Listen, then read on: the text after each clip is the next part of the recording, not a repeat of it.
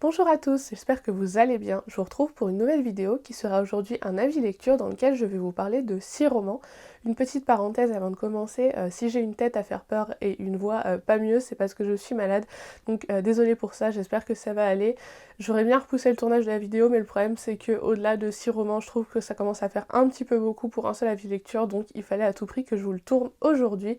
Donc on va pas trop traîner pour pas trop forcer sur la voie et on va commencer tout de suite avec le premier roman que j'ai à vous présenter aujourd'hui.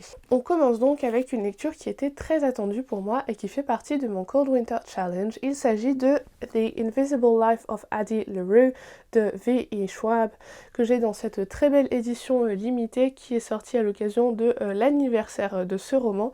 Il s'agit d'une édition comme vous le voyez en hardback avec une jaquette spécialement sortie pour cette édition. Des dessins sur la tranche comme ceci. C'est une version illustrée avec des fan art de différents artistes qui ont réalisé des illustrations portant sur les personnages du roman. C'est un très bel objet livre, je vous en montre encore un ou deux. C'est vraiment un très bel objet, et d'ailleurs je vous l'avais présenté en book haul mais j'avais complètement oublié que cet exemplaire était signé.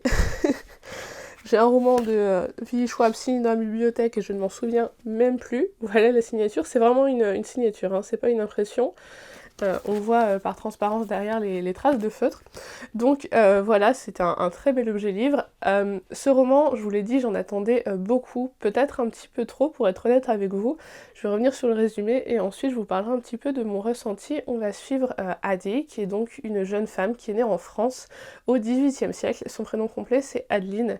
Et en fait, elle arrive à, je crois, 21, 22 ans et elle n'est toujours pas mariée et ses parents veulent la pousser à tout prix dans un mariage pour qu'elle puisse avoir une vie, entre guillemets, correcte. Sauf que elle, c'est pas ça qu'elle veut. Elle, ça la dérange absolument pas d'être célibataire jusqu'au jour où ses parents vont trouver un homme pour elle, un homme à épouser.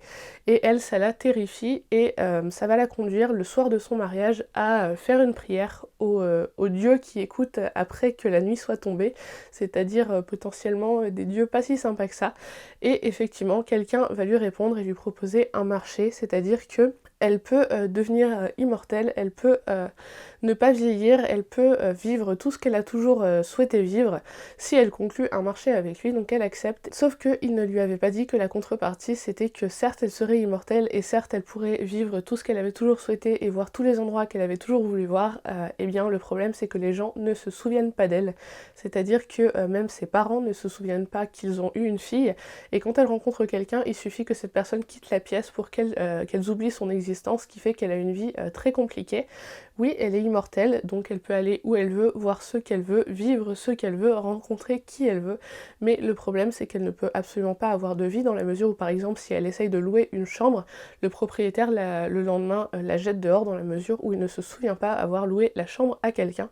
Et donc elle va essayer un petit peu de s'accommoder de cette vie, mais elle en souffre beaucoup et le seul moyen qu'elle trouve pour marquer un petit peu l'existence des gens, c'est de devenir la muse de certains artistes, et ça c'est un thème récurrent dans ce roman, c'est l'art, parce que c'est qu'elle devient passionnée d'art et surtout obsédée par cette idée de laisser une trace quelque part dans le monde. Elle-même ne peut pas laisser de trace, c'est-à-dire que par exemple si elle fait un dessin au mur, au bout de quelques secondes, il disparaît, mais elle peut inspirer les gens, même s'ils ne se souviennent pas d'où vient l'aspiration, et bien l'œuvre reste. Donc par exemple un portrait qui a été réalisé d'elle reste, mais absolument pas la source de l'inspiration, voilà. Et en fait, on en arrive à nos jours à New York. Elle a donc vécu dans de nombreux endroits, notamment en France, au Royaume-Uni et aux États-Unis. Et on en arrive de nos jours à New York où elle va rencontrer un jeune homme qui, eh bien, lui, va se souvenir d'elle. Et donc, toute la question, c'est comment ça se fait que lui peut se souvenir d'elle et est-ce que, éventuellement, ça signifierait que le pacte qu'elle a passé avec ce dieu, cet esprit, aurait en quelque sorte une faille, un manque. Je vais pas vous en dire plus parce que j'ai pas envie de vous spoiler et de toute façon c'est pas un roman dans lequel il se passe énormément de choses. C'est un roman assez lent, assez contemplatif, on s'en doute au vu des thématiques abordées. Et c'est un roman qui dans sa grande partie m'a beaucoup plu. Pour tout vous dire, j'étais arrivée à la moitié et j'étais persuadée que ça serait un coup de cœur. J'aime beaucoup, comme toujours, la plume de V.E. Schwab. Je m'étais beaucoup attachée au personnage de Adeline, je la trouvais très touchante, j'aimais beaucoup toutes les questions qui pouvaient émerger, notamment sur le rapport à l'art, sur le rapport à la création, sur la permanence des souvenirs, ce genre de choses. J'étais aussi assez intriguée sur le lien qui avait pu se créer entre Adeline et l'esprit, donc le dieu qui a passé le pacte avec elle, qu'elle vient à appeler Luc. Vous verrez comment et pourquoi. Et je trouvais qu'ils avaient une relation assez intéressante qui me faisait assez penser au lien que peut avoir Alina avec le Darkling dans Grisha. Si vous avez lu la saga Grisha, vous verrez pourquoi je dis ça. Mais donc voilà, vraiment j'étais persuadée d'aimer ce roman énormément. J'étais persuadée que j'allais finir peut-être très émue, parce que je sentais venir la fin, je sentais un petit peu je sentais venir le genre de dénouement qu'il pouvait y avoir.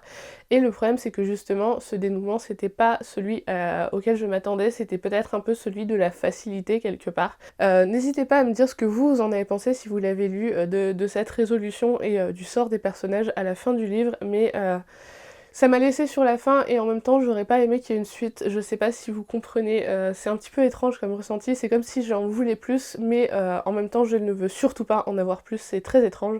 Donc je garde de ce roman une très belle plume, un certain attachement aux personnages, pas à tous, mais en tout cas à celui de Adeline, des thématiques assez sympas, et par contre quelque chose qui a été soulevé par un utilisateur de Goodreads. J'ai lu quelques retours après avoir fini ce livre, et effectivement c'était un sentiment que j'avais eu, mais j'arrivais pas à mettre le doigt dessus. Ce qui se passe, c'est que Adeline est immortelle, on en arrive au début du roman, elle a donc plus de 300 ans, mais elle est clairement restée uniquement en Europe.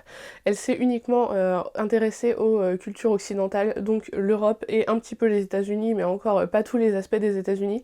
Elle n'a jamais cherché à aller ailleurs. Elle nous dit qu'elle a appris plusieurs langues, mais ces langues c'est le français, l'anglais, l'allemand, le latin, le grec, et c'est tout, ça s'arrête là. Donc il y a vraiment un problème d'eurocentrisme dans ce livre. Après, oui certes ça colle avec l'époque, c'est-à-dire qu'au début de sa vie, clairement elle n'aurait pas pu aller en Asie, en Afrique ou ailleurs facilement, mais en attendant, à partir du 19e et 20e siècle, elle aurait pu y aller sans problème, dans la mesure où, je vous le dis, même si elle n'a pas de logement par exemple, elle est très très forte pour trouver des combines pour se faire loger ou pour voler de l'argent, etc. Donc elle aurait réellement pu arriver à voyager ailleurs. Donc ça, j'ai trouvé ça assez dommage. Je pense pas que ça soit nécessairement voulu, volontaire de la part de V.E. Schwab, mais avec autant de temps et autant d'opportunités, clairement, il y avait l'occasion de faire quelque chose de la vie de Addie, en fait, qui soit pas uniquement visiter les musées et les jolies maisons en France, en Angleterre et aux États-Unis. Je caricature, elle a des rôles un peu plus importants, notamment elle est espionne pendant une petite période pendant la Seconde Guerre mondiale. Je vous spoil pas, c'est plus un détail, plus un passage comme ça. Mais clairement, il y avait autre chose à faire à Addie, du moins pour moi. Donc voilà, c'est dommage parce que j'ai ce roman dans une très belle édition qui est signée en plus. J'aurais vraiment souhaité que ça soit un coup de cœur pour qu'il ait une place très très à part dans ma bibliothèque.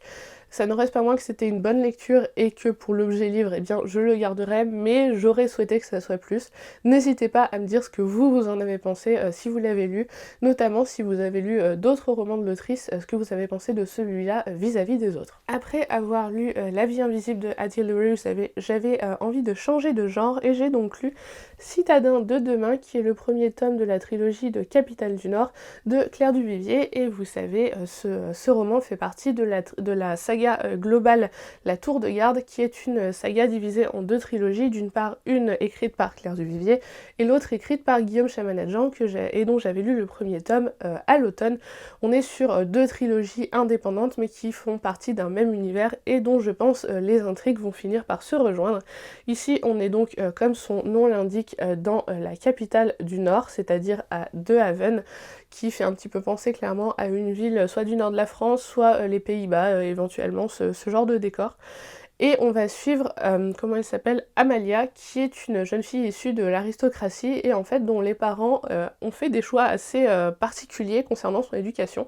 C'est-à-dire que ses parents ainsi que les parents d'un autre jeune homme de la noblesse ont choisi d'éduquer leurs enfants pour en faire eh bien, les citadins de demain.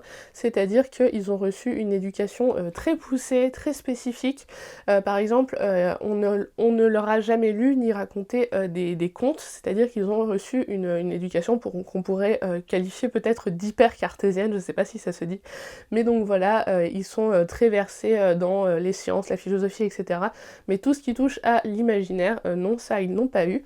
Et il faut savoir aussi que leurs parents ont accueilli avec eux un jeune homme issu plutôt des classes moyennes, voire de la classe ouvrière supérieure, on va dire, et qu'il a donc ensuite reçu la même éducation qu'eux.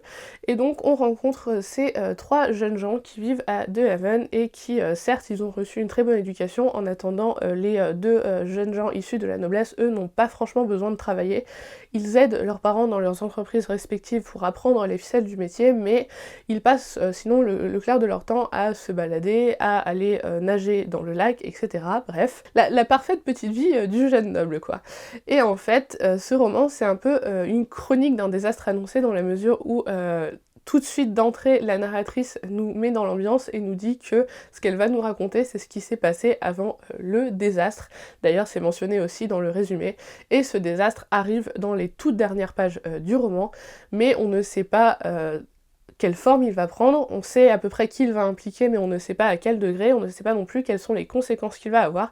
Donc on est un petit peu dans un roman qui nous tient pas forcément en haleine, c'est pas forcément une forme de suspense, mais en tout cas on sait qu'il va y avoir quelque chose et on l'attend jusqu'à la dernière page. C'était une très chouette lecture, pas un coup de cœur, là non plus, mais une très très chouette lecture. Par contre, attention, ce qui peut déstabiliser, c'est le style. On m'avait prévenu que si j'avais trouvé le style de Guillaume Chamanel-Jean extrêmement fluide et très agréable à lire, celui-là était encore un cran au-dessus et peut-être un peu plus complexe. Effectivement, on est donc sur un récit à la première personne, mais uniquement au passé simple, et donc ça engendre forcément tout un tas de concordances de temps, notamment on a énormément d'imparfaits du subjonctif, donc si c'est quelque chose qui peut vous gêner éventuellement, sachez-le, c'est vraiment pas une lecture détente, en tout cas pas du point de vue du style. L'histoire en soi est pas très complexe, mais le style peut faire un petit peu peur au début, mais au fur et à mesure on s'y habitue. C'est un roman qui est assez court, il doit faire 300 et quelques pages je crois.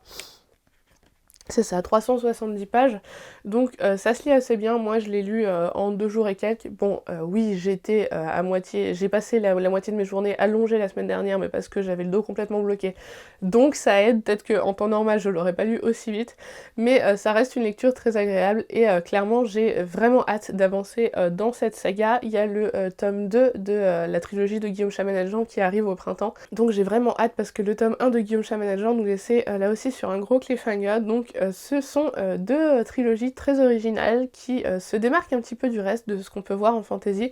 Certes, il y a des complots politiques, etc., comme on en croise beaucoup en fantasy, mais en attendant, l'apparition de la magie ou l'apparition des problèmes se fait de manière assez différente de ce qu'on peut voir par ailleurs. Donc c'est très très chouette et j'ai hâte de pouvoir lire la suite. J'ai ensuite lu Dead Voices de Catherine Harden, qui est donc la suite de Small Spaces. En français, le premier tome c'est Terreur à Smoke Hollow et ce deuxième tome c'est Frisson au Mont Hemlock, oui c'est ça. Et donc dans ce deuxième tome, on retrouve Holly qui va partir en week-end au ski à la montagne dans le chalet que l'on voit juste là. C'est la station du Mont Hemlock justement, avec son père, ses deux amis. J'ai pas envie de vous spoiler si vous avez pas lu le tome 1, mais les deux amis qu'elle s'est fait dans le tome 1 ainsi que la mère d'une des deux amies.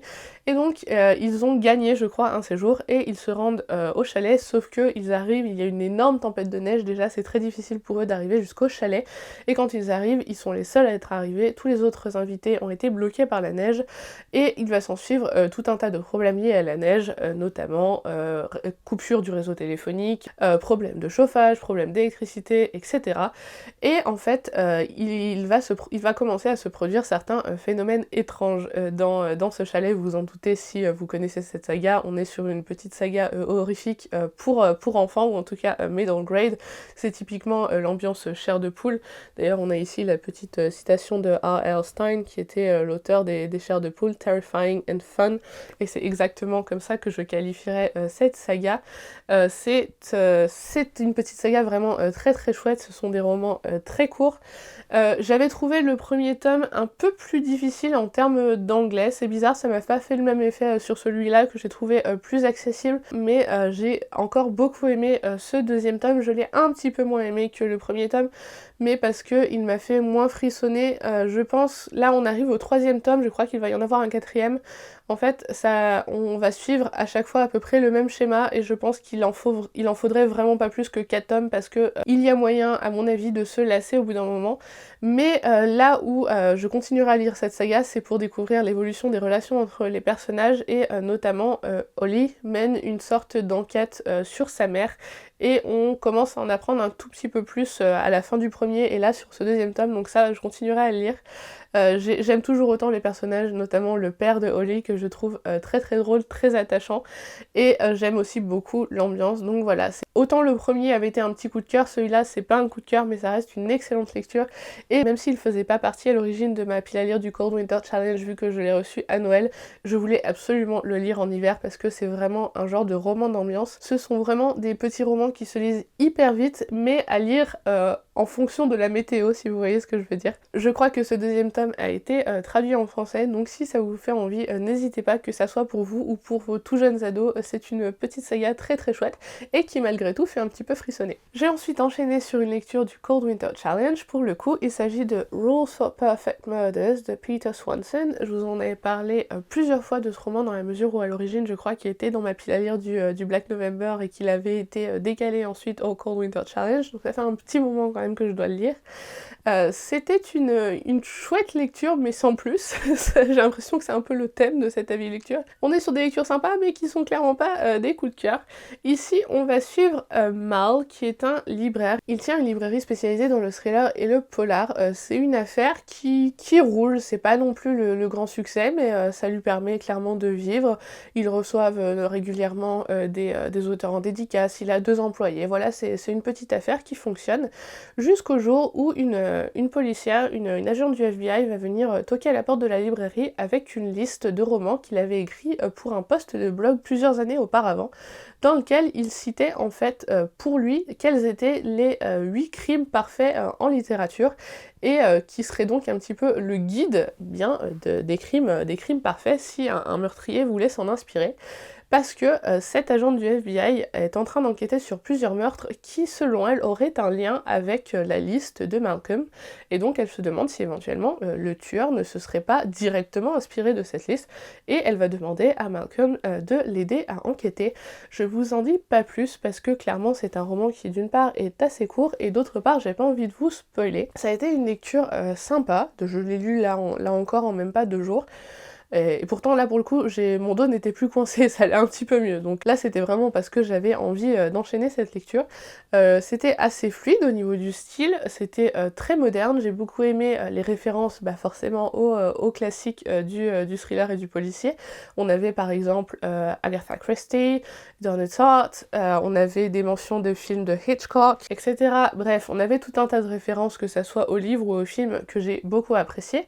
Il y en avait certains que j'avais lus ou vus, pas pour la majorité, mais au moins j'avais quelques jalons de ce point de vue-là. Maintenant, ce qui m'a un petit peu déstabilisée, pas forcément déplu, mais oui déstabilisée, c'est que l'on est sur ce que l'on appelle un unreliable narrator, c'est-à-dire un narrateur sur lequel on se rend compte au fur et à mesure qu'on ne peut pas compter dessus.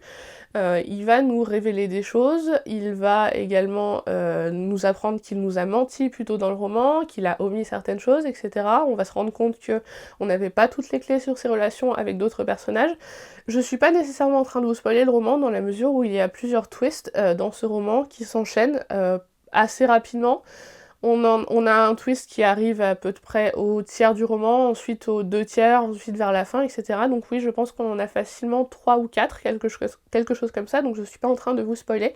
Mais là où je pense aurait pu être l'intérêt de ce roman, j'ai trouvé que c'était justement un peu trop au bout d'un moment.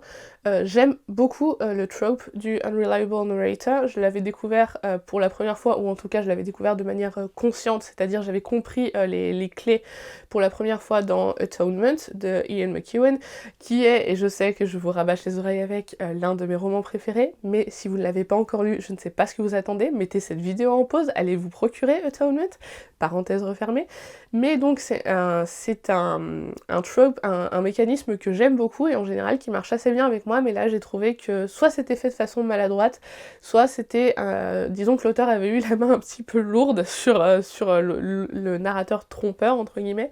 Donc voilà, ça reste une lecture agréable. Maintenant, heureusement que ce roman était court, parce que s'il y avait eu encore plus de twists, je pense que je me serais facilement lassée. Il a été traduit, j'ai vérifié, il a été traduit l'année dernière, donc si ça vous intéresse, même si vous ne lisez pas en anglais, eh bien écoutez, vous pouvez aller jeter un coup d'œil dessus. Maintenant, ne vous attendez pas à quelque chose de grandiose, sauf si éventuellement vous n'avez pas l'habitude de lire des romans policiers ou des romans comme ça à retournement, notamment vis-à-vis du narrateur. Maintenant, si vous, comme moi, vous aimez les références à la littérature et aux films policiers, là par contre vous serez servi et c'est pour ça que globalement j'ai beaucoup aimé ce livre, ça a un petit peu rattrapé le reste. Si je devais lui mettre une note, je lui mettrais peut-être 3,5, 3,75 sur 5 comme ça. C'est pas passé loin des 4, mais clairement c'est pas un coup de cœur.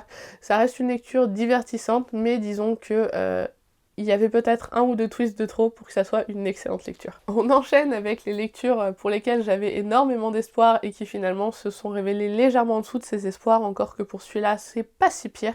Il s'agit de The Midnight Library de Matt Haig. Je vous en ai parlé là encore plusieurs fois de ce roman, il fait partie de mon Cold Winter Challenge. On est ici sur un roman très très court qui doit faire 200 et quelques pages il me semble, 286 pages. Je l'ai lu là encore vraiment très rapidement. On va suivre une jeune femme, Noah, qui a eu une vie assez compliquée, c'est-à-dire que dans sa vie, elle a eu plusieurs passions, plusieurs choses pour lesquelles elle était douée, mais au fur et à mesure, elle a abandonné, elle a aussi perdu ses 2 parents, elle s'est beaucoup éloignée de son frère, elle devait se marier et finalement, elle a décidé de ne pas se marier, donc je crois 2 jours avant son mariage, quelque chose comme ça. Elle a vraiment eu une vie pas simple et elle se retrouve dans un petit boulot qu'elle apprécie mais sans plus, dans un appartement qui lui sert juste de logement mais auquel elle n'est pas forcément attachée. Son seul point d'ancrage en fait qui lui reste dans sa vie, c'est son chat. Nora va mourir, sauf que elle va se retrouver un petit peu dans une espèce d'entre-deux qui s'appelle The Midnight Library, donc la bibliothèque de minuit, et qui est en fait un endroit dans lequel Nora va pouvoir avoir accès à toutes les versions de ce que sa vie aurait pu être si elle n'était pas morte. Elle va rencontrer la bibliothécaire qui va l'aider en fait à rentrer dans ces versions et à en tirer les leçons qui s'imposent entre guillemets. Le mécanisme c'est que à chaque fois qu'une vie commence à être pour Nora une déception, eh bien elle va être retirée de cette vie. La version de Nora qui existe dans cet univers va reprendre le cours de sa vie et la Nora que l'on suit nous va revenir à la Midnight Library pour pouvoir éventuellement choisir une autre version de sa vie. Et donc on va suivre Nora au fur et à mesure des différentes versions de sa vie. Vous vous doutez bien que si on a plusieurs, c'est qu'à chaque fois il va y avoir une déception, éventuellement une leçon à tirer, et donc on va la voir évoluer, on va la voir évoluer notamment dans son cheminement vis-à-vis de la question de la vie et de la mort. On va la voir évoluer dans ses relations avec ses proches, on va la voir se poser des questions sur son parcours professionnel, sur ses passions, etc., sur ce qu'elle considère comme être des réussites dans sa vie ou non. Donc c'était plus un roman qui au final tirait sur le roman un petit peu philosophique, à mi-chemin entre le roman feel good et le roman de développement personnel, à la limite du spirituel. Clairement, il y a des questions qui sont posées autour de ça. C'était très sympa, j'ai beaucoup aimé, j'ai adoré La Plume de Matt Haig, mais ça je le savais déjà, c'est la première fois que je le lisais en adulte, mais j'ai quand même retrouvé son humour, son esprit, sa finesse, ça j'ai beaucoup aimé. Maintenant je m'attendais à une lecture peut-être un peu plus touchante, un peu plus émouvante que ça. Je crois qu'il l'a écrit à l'occasion du premier ou du deuxième confinement, c'est un roman qu'il a dédié aux au personnel de santé ici au Royaume-Uni, et on sent que c'était un peu un roman qu'il a écrit dans le but de faire du bien entre guillemets. C'est pas du tout péjoratif ce que je dis, mais j'ai l'impression qu'il y avait un but, un message à faire passer derrière ce roman. Et il le fait bien, ce roman fait très bien son job, mais il fait pas nécessairement plus. Moi je m'attendais à quelque chose de peut-être un peu plus prenant, un peu plus profond, mais comme je vous le dis, en 280 pages, bah c'est court, on aurait eu du mal à faire plus. Je vous le recommande, clairement, c'est un roman très chouette, mais vous attendez pas non plus à quelque chose de transcendant ou qui va révolutionner votre vie, clairement pas. Lisez-le pour la plume de Matt Haig, pour vous changer éventuellement les idées, et aussi parce que les personnages sont très attachants. Il y a peut-être un petit côté, pas moralisateur, mais en tout cas un côté, oui, clairement développement personnel qui peut en gêner certains, donc si c'est pas quelque chose qui vous tente, eh bien passez votre chemin, parce que je pense que sinon ça risque de vous bloquer. Donc voyez plutôt ce livre comme un livre feel good, mais qui a un message à faire passer en période de pandémie. C'est clairement le but que Matt Haig a poursuivi avec ce roman. Donc prenez-le pour ce qu'il est, n'en espérez pas non plus des merveilles. Ça reste sympa, mais c'est pas non plus un incontournable, du moins pour moi. Et enfin, on passe à la meilleure lecture de cet avis lecture. Je l'ai pas gardée pour la fin parce que c'était la meilleure, c'est simplement dans l'ordre chronologique, c'est ma plus récente. Je vous remettrai la couverture en bas de l'écran parce que je ne l'ai pas en papier, je l'ai lu en e-book. Il s'agit de La couleur des nébuleuses de Amandine Peter, que j'ai lu dans le cadre du PLIB 2022. J'avais oublié de le préciser tout à l'heure, mais Citadin de demain, donc Capitale du Nord, le tome 1 de Claire Duvivier, c'est également évidemment une lecture du PLIB 2022. Parenthèse refermée, on revient à La couleur des nébuleuses. Ça a été une excellente lecture, j'ai été très agréablement surprise, j'en avais eu de bons retours, mais je m'attendais pas à aimer autant. D'ailleurs, j'ai lu ce roman pendant que je tournais un vlog ce week-end, donc je vous remettrai le lien en haut de l'écran, parce que au moins vous aurez un avis un petit peu plus en live, entre guillemets, et surtout un peu plus en profondeur sur certains aspects, ce qui me permettra d'aller peut-être un peu plus vite là maintenant, tout de suite. Ce roman est donc un space opéra, plus précisément un space opéra young adult. On se situe dans le futur. En fait, la Terre était arrivée à ce que les scientifiques ont appelé plus tard l'âge de plastique, c'est-à-dire un petit peu l'âge de la pollution, de la saturation, et la Terre était devenue quasi inhabitable, jusqu'au jour où des scientifiques ont découvert les nébuleuses, c'est-à-dire des espèces de particules qui seraient en suspension partout dans la galaxie, et qui auraient permis, entre autres, l'apparition de certaines formes de vie, et qui seraient surtout une source d'énergie surpuissante. C'est ce qui va permettre à l'humanité d'une part d'explorer les fins fonds de la galaxie, et d'autre part de rencontrer eh bien, toutes les civilisations qui peuplaient déjà la galaxie, mais que les humains ne connaissaient pas. On va donc arriver dans un monde où les humains ont quitté la Terre et ils côtoient d'autres civilisations de la galaxie, et en fait tout ce système est gouverné par une entité religieuse qui tire sa légitimité des nébuleuses, puisque un espèce de culte a émergé autour des nébuleuses, et il y a eu en fait dans l'intervalle entre le moment où les humains ont quitté la Terre et le moment où l'on commence le roman, la guerre de la foi, c'est-à-dire une guerre de religion autour justement du statut ou de la nature de ces nébuleuses, entre en fait simplement science et religion pour faire simple. Et nous allons rencontrer une jeune fille, Annie, Agnata, qui est une fidèle de ce culte dédié aux nébuleuses et qui arrive à son 20e anniversaire, et donc à son 20e anniversaire elle va devenir une intouchable, c'est-à-dire en quelque sorte une prêtresse de ce culte, sauf que le soir où elle doit devenir une intouchable, son temple va être attaqué et elle va être sauvée de cette destruction par l'équipage d'un vaisseau qui va l'emmener dans un autre endroit où elle devrait être en théorie en sécurité, et je ne vous en dis pas plus parce que je n'ai pas envie de vous spoiler. C'était vraiment une excellente lecture, j'ai beaucoup aimé, je me suis énormément attachée au personnage, à Annie certes, mais pas que, je me suis énormément attachée surtout aux personnages qui composent l'équipage, avec entre autres Bathsheba, que j'ai beaucoup aimé. J'ai plutôt apprécié le capitaine Storm, mais aussi tous les autres. Ce qui a fonctionné avec moi aussi dans ce roman, c'est la plume de Amandine Peter. Je l'ai trouvé très fluide, très agréable à lire. Il y a aussi pas mal d'humour, avec notamment des références à notre monde que j'ai trouvé très chouette.